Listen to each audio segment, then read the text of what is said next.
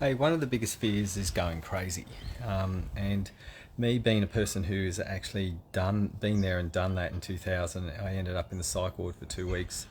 It was probably one of the longest 2 weeks of my life.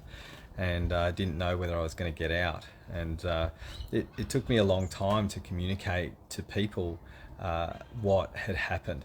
About 14 years down the track, I divulged it to a group of people who I was teaching at the time. And what I realised is that there were people in that room who had been in the psych ward as well, and they had concealed it, and they told me personally afterwards.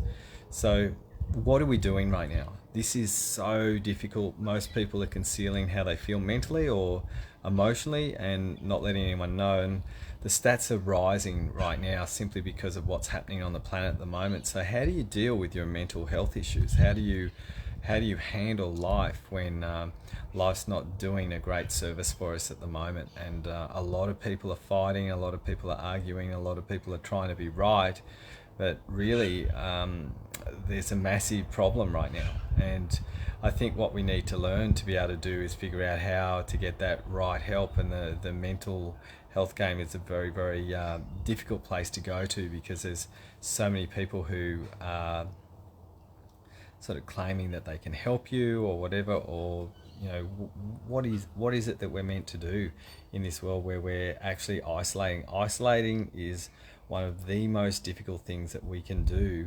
around mental health, because you sit in your own head for longer and longer periods of time, and communal based living and understanding is what allows us to break the pain barrier from our mind loops and our emotions. So please, guys, make sure you get the help that you need.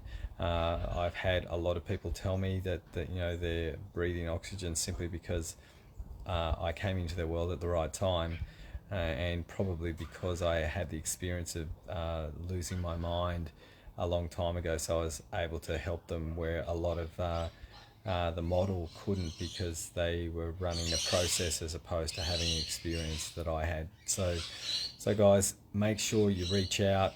It's really important right now that we all reach out to get the support and nurture that we need on a mental level, because if you don't, it can be really, really difficult. Quite often, I've been all my life being that person who people just want to talk to about their life and their experiences and tell me things that they've never told anybody before. And you need someone who's not going to judge where you're at and show you a pathway to where you can go. So make sure you reach out. If you want to personally message me around what's going on for you at the moment, please do.